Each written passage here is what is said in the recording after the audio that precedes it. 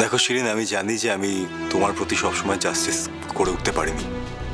তার জন্য তুমি আমাকে যা খুশি তাই করতে পারো, তোমার যা ইচ্ছা তুমি তাই করো, কিন্তু আমার উপর রাগ করে তুমি প্লিজ গুড্ডিকে কোনো শাস্তি দিও না। ভয় করছে অনুজ? তুমি গুড্ডিকে প্রোটেকশন দিচ্ছিলে না? ওকে প্রোটেকশন দিতে পাহাড় অব্দি চলে গেছিলে না? এখন ভয় করছে তোমার? তোমার প্রোটেকশন তো আমি বার করছি। ফিরে তো তোমাকে আসতেই হবে, এই বাড়িতে তো তোমাকে ফিরে আসতেই হবে। হ্যাঁ নিশ্চয়ই ফিরবো, কালকেই ফিরবো। গুড্ডিকে ফোনটা দাও, আমি গুড্ডির সঙ্গে কথা বলতে চাই। তুমি গুড্ডিকে ফোনটা দাও এখনই। যা বলার আমাকে বলো। না, গুড্ডিকে দাও, গুড্ডির সাথে আমি কথা বলতে চাই। ঠিক আছে দিচ্ছি, ভদ্রভাবে কথা বলবে। ধরো। বলো। এই শোন, আমি তোকে ভিডিও কল করছি, তুই আমাকে ভিডিও কলে দেখা যে তোরা কি করছিস। তুমি শান্ত হও শিরিন দিদি।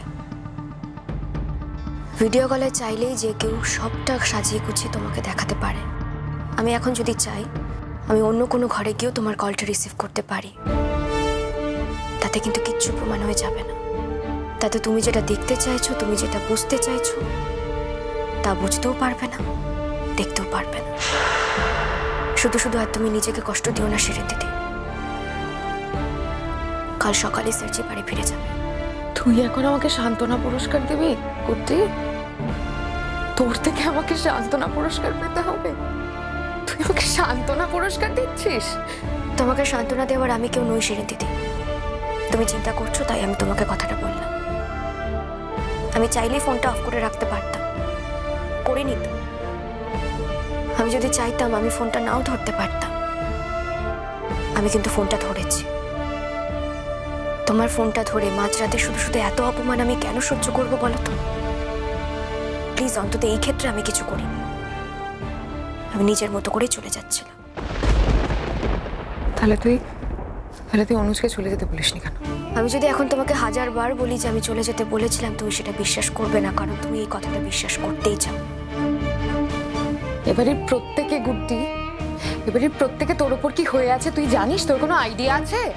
অনেকে তো আমাকে অনেক আগে থেকে অপছন্দ করত, আর যারা পছন্দ করার তার প্রথম দিনেও করত, হয়তো আজও করবে। কারণ তারা জানে আমি যা করেছি সেটা ইচ্ছে করে করিনি। আমি ওই জন্য তোমাদের বলেও আসিনি। মিথ্যে কথা বলছিস তুই, সব অনুজকে জানিয়ে করেছিস। না শিরিন দিদি, আমি সার্জিকেও কিচ্ছু জানাইনি। ভালো, যখন বাসে উঠলো তুই ওকে না করলি না কেন? ওটা পাবলিক বাস, আর পাহাড়টাও আমার কেনা সম্পত্তি নয়। যে কেউ চাইলে সেখানে ট্রাভেল করতেই পারে, আমি কাউকে বারণ করতে পারি না। কিন্তু স্যারজি যেহেতু আমার চেনা ছিল, তাই আমি বারবার করে বলেছিলাম, আমি ফিরে যাওয়ার জন্য বলেছিলাম। হ্যাঁ ঠিক, চলে যেতে বলেছিলি, আর সেই জন্য এখন দুজন মিলে মাঝরাতে একটা লোকের বাড়িতে আছিস, হয়তো এক বিছানাতেও আছিস, একসঙ্গে রাত কাটাচ্ছিস, তাই তো গুড্ডি? ঈশ্বর কোনোদিন তোকে ক্ষমা করবে না গুড্ডি, তোকে কোনোদিন ক্ষমা করবে না। তুই আমাকে ঠকিয়েছিস গুড্ডি, তোরা আমাকে ঠকিয়েছিস। শিরিন, ফোনটা রাখো। আশা করছি তোমার সমস্ত কথাবার্তা বলা শেষ হয়ে গেছে। এই রাত্রিবেলা আর কোনো কথাবার্তা নতুন করে বলার কিছু নেই তোমার, তাই ফোনটা রাখছি। অনুজ, ইয়েস, আই মিন ইট।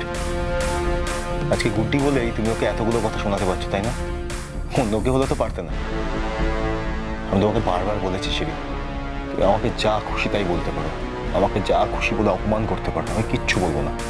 আমি জানি আমি সব ক্ষেত্রে তোমার উপর জাস্টিস করতে পারিনি, কিন্তু গুড্ডি তোমাকে প্রত্যেকটা সময় প্রত্যেকটা মুহূর্তে জাস্টিস দিতে চেয়েছে, আর সেই জন্যই নিজের জীবনটা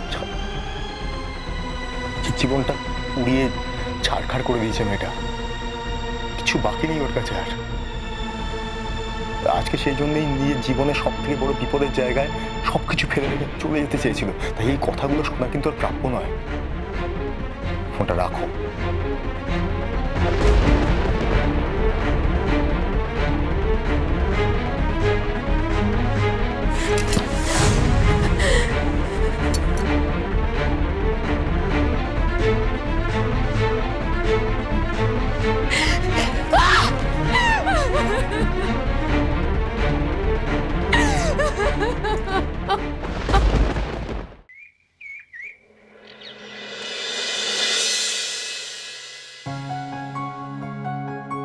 এই যে তোমরা ছিলে, আমার ঘর একেবারে আলো হয়েছিল। ওনাতি বাবা, নাত বউকে নিয়ে আবার আসবে তো? আমরাও আপনাদেরকে কখনো ভুলতে পারবো না, কোনো দিন ভুলতে পারবো না। অবশ্যই আসবো, নিশ্চয়ই আসবো। আপনার নাত বউকে বলুন না, ও চাইলে বারবার আসবো। ও নাথ বউ, নাতি বাবায় অভিযোগ করছে কেন যে তুমি আসতে চাইবে না? তোরা বলে একটু ঢং বেশি, বরকে একেবারে নাকে চরকি দিয়ে ঘোরাচ্ছিস। ভালো একটা বর পেয়েছিস বলে আসবি না নাকি? আমি কখন বললাম যে আমি আসবো না? কিন্তু আসার জন্য যে সবসময় অন্য কাউকে লাগবে তা কেন? আমি একাই আসতে পারবো। একা এলে আমি ঢুকতে দেব না। তুমি আমাকে এত বড় কথা বলতে পারলে তো? হ্যাঁ, মেয়ে মানুষ আবার একা কি রে, বিয়ে হয়ে গেছে। শোন, স্বামীর সঙ্গে সব সময় জোট বেঁধে থাকবি, বুঝলি? এই যে আমার এই বুড়োকে, যখন আমার যৌবনকাল ছিল, নতুন বউ হয়ে এসেছি, এই বুড়ো আমাকে এক রাত্রির জন্য বাপের বাড়ি যেতে দিত না।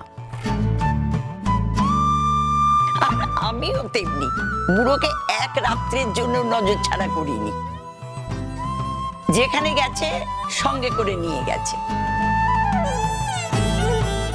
আর তাই তো বলে, সারা জীবন আমি পুঁটলা বয়েই গেলাম।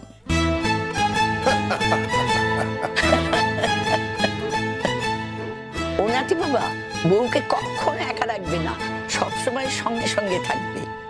আমি তো সবসময় সঙ্গে সঙ্গেই থাকতে চাই। তোমার নাত বউই তো কাছে গেলে মুখ ঝামটা দিয়ে দূরে সরিয়ে দেয়। কি করবো বলো? ওই যে বেশি ভালোবাসা পেয়ে গেছে, ওই জন্যই করে। যদি কপালে দুঃখ থাকতো, ভালোবাসা না পেতো, তাহলে বুঝতো। আমার কপালের আর কি জানো তুমি দিদা? যাবার সময় এমন কথা কেন বললে দিদি ভাই? তোমাদের দেখে তো আমাদের লক্ষ্মীনারায়ণ মনে হচ্ছে। আসলে আসলে বাবা মা নেই তো। বাবা কিছুদিন আগে অ্যাক্সিডেন্টে মারা গেছেন। বাবাকেও খুবই ভালোবাসতো। তারপর থেকে একটু মনটা খারাপই থাকে ওর। শোনো, বাবা মা নেই, এই কষ্টের তো তুলনা হয় না।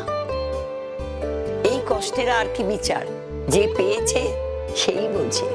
তবে বাবা মা তো চিরকাল কারো থাকে না। তোমার হয়তো তাড়াতাড়ি গেছে। আমরা তো কোনোদিন ভাবতেই পারিনি যে বাবা মাকে ছেড়ে থাকবো কি করে। কিন্তু বিশ্বাস করো, স্বামীর কাছে এসে না সব দুঃখ ভুলে গেছি। স্বামী যার থাকে, তার সব দুঃখ কষ্ট সহ্য করবার ক্ষমতা জন্মে যায়। তোমার এত সুন্দর স্বামী, তোমার আবার চিন্তা কিসের? সব দুঃখ কষ্ট আগলে রাখবে। দেখলাম তো একটা বেলা, কি নজর করে আর কি ভালোই না বাসে। তুমিও বাপু একটু ছেলেটাকে ভালোবেসো, ভালোবেসে সঙ্গে সঙ্গে থেকো। শ্বশুর বাড়িতে সবার দিকে নজর দিতে গিয়ে আবার স্বামীকে যেন অবহেলা করো না।